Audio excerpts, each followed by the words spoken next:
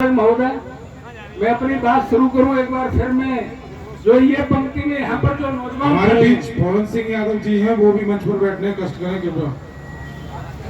और हमारे बीच में चिकित्सक प्रकोष्ठ के जिलाध्यक्ष आ चुके हैं, मैं उनसे कहूंगा कि वो मंच पर आ जाएं।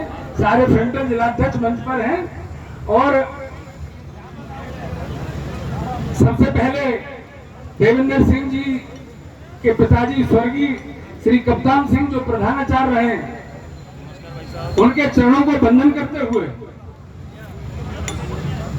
संस्कार धानी हमारे सेक्टर प्रभारी, बूथ प्रभारी और मंच पर विराजमान सभी नेतागण, साथ में जितने बुजुर्ग हैं, उनको चरण वंदन करते हुए नौजवानों के ऊर्जा देकर के और माता बहनाओं का आशीर्वाद लेकर के मैं अपनी बात रखूंगा।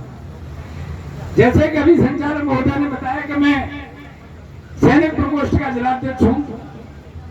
पूर्व जिला पंचायत सदस्य पोप सिंह यादव जी वो आए और मंच पर बैठने कष्ट करें। पीडीए के तहत अभी कई वक्ताओं ने आपको पीडीए के बारे में बताया, लेकिन मैं, क्योंकि मैंने 25 साल सेना को दिए थे, 25 साल में फौज में रहा, और आप सबको बता दूं कि जब फौजी आदमी जब शहीद होता है और जब अर्थी आती है तो जय हिंद जय भारत लगाने में बड़ा मजा आता है, देखा होगा आप सबने। लेकिन ये नहीं पता है कि उसकी जिंदगी क्या थी। किसी के घर में, किसी के परिवार में, किसी रिश्तेदारी में अगर कोई फौज में हो तो पूछ लेना कि जब -50 डिग्री में जब खड़ा होता है, बर्फ के अलावा कुछ नहीं दिखाई देता है, वहां पर ये हरे पत्ते, हरी घास कुछ नजर नहीं आती है जब ग्लेशियर में हम लोग होते हैं। और जब रेगिस्तान में जब +50 डिग्री में जब पहुंचते हैं तो वहां रेत पर एक अंडा फोड़ के डाल दो तो ऑमलेट बन जाता है। इस तरह की जिंदगी है फौजी आदमी की। और वो भी इस वर्तमान सरकार ने क्या कर दी, एक संविदा की नौकरी बना दी। आप मुझे बताइए, 4 साल की नौकरी अग्निवीर करती। 4 साल में जब मैं भर्ती हुआ था 97 में, 4 साल में मुझे ढंग से अपने में रडार ऑपरेटर था, रडार ऑपरेटर करना नहीं आता था मुझे। 4 साल में जाकर के उस परिवेश में बदलना, आप भूल जाइए उस जिंदगी को, उस नौकरी को 4 साल की कर दिया। मैं आपको बताता हूं कि अभी, क्योंकि मैं फौजी व्यक्ति हूं, फौजी तरह प्रैक्टिकल बात करूंगा मैं आपसे, कोई लंबी चौड़ी बात नहीं करूंगा, प्रैक्टिकल बिल्कुल 2 टूक बात करने की बात। जब भी ऑपरेशन सिंदूर शुरू किया हमारी सरकार ने, आप मुझे बताइए, जब पूरा देश एक था, पक्ष विपक्ष एक था, और हमारी सेना दुश्मन सेना के छक्के छुड़ा रही थी, हमारी सेना दुश्मन सेना पर भारी पड़ रही थी, हमारी मिसाइलें पाकिस्तान में कर रही थी, फिर ये ऑपरेशन सिंदूर क्यों रोक दिया गया? हमारे पास मौका था पीओके लेने का, लेकिन हमारी सरकार के सामने विपक्ष एक था। सर्वदलीय बैठक बुलाई सरकार ने और हमारे नेता ने, माननीय अखिलेश यादव ने कहा कि हम तुम्हारे साथ हैं, जो भी निर्णय आपका होगा हम आपके साथ रहेंगे। लेकिन आपको मैं बता दूं, हमारे देश के प्रधानमंत्री जी ने ये निर्णय फिर क्यों लिया? तब विपक्ष कहां चला गया जब ये सीज फायर का निर्णय लिया गया? तब विपक्ष कहां था? आप मुझे बताइए। आपको बताऊं, एक तरफ उस कोलंबिया, एक छोटा सा देश है कोलंबिया, अगर आप उसका इतिहास उठाओगे, अभी कुछ दिन पहले वहां पर भी जब अमेरिका से जब कुछ लोग जब आए थे कोलंबिया में, तो हथकड़ी बेड़ियों में आए थे। कोलंबिया के प्रधानमंत्री आज को बेड़ा में हटा दिया, लेकिन हमारे प्रधानमंत्री जी ने यहाँ पर आए, हमारे जो नागरिक थे वो हथकड़ी और बेड़ियों में आए थे। अगर आपको जानकारी नहीं है तो गूगल कर लेना, लेकिन हमारे माननीय प्रधानमंत्री ने एक शब्द नहीं कहा ट्रंप के बारे में।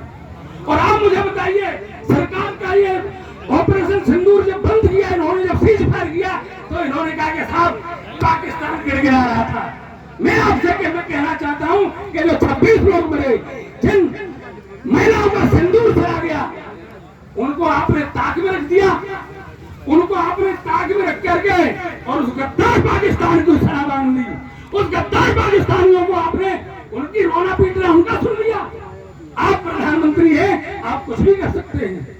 जब आपके साथ पूरा देश खड़ा था, पूरी जनता खड़ी थी, मैं आपसे एक ही बात कहना चाहता हूं कि वो, और फिर भी आज ट्रंप एक देश में जा रहा है और वहां कह रहे साहब वो सीज फायर तो हमने करवाया था। आप मुझे बताइए कि आप वो जब माननीय स्वर्गीय इंदिरा गांधी जी प्रधानमंत्री उनसे 71 की लड़ाई को आप देखिए कि जब 7वां बेड़ा आ गया था तो उन्होंने कह दिया कि 7वां आ जाए या 70वां आ जाए, ये लड़ाई तभी रुकेगी जब हमारा निर्णय हो जाएगा। और इस कायर फौज पाकिस्तान की 93,000 सैनिकों ने हमारे यहाँ समर्पण किया था। मैं भारतीय उसी सैनिक का हिस्सा रहा हूँ, मुझे पता है। लेकिन आप सैनिकों के राजनीति करते हैं और उसके बाद साहब देखिए ऑपरेशन सिंदूर हो गया। अब साहब प्रधानमंत्री जी ने कहा हम साहब घर घर जाएंगे सिंदूर बांटेंगे। अरे साहब बहुत कद्दू में तीर मार देगा, सिंदूर बांटेंगे साहब, सारा आपकी चीज नहीं रही है। अब मुझे बताइए महिला शक्ति यहाँ बैठी हुई है, आप मुझे बताइए महिलाओं की मांग में सिंदूर कौन भरता है? उसका पति भरता है। और आप बीजेपी वाले सिंदूर लेकर के एक महिला के मांग में भरने के लिए जाएंगे? आप शर्म नाम की त्याग को त्याग दिया है। मैं एक ही कहता हूँ कि सियासत का नशा सिमटों में जादू तोड़ देता है।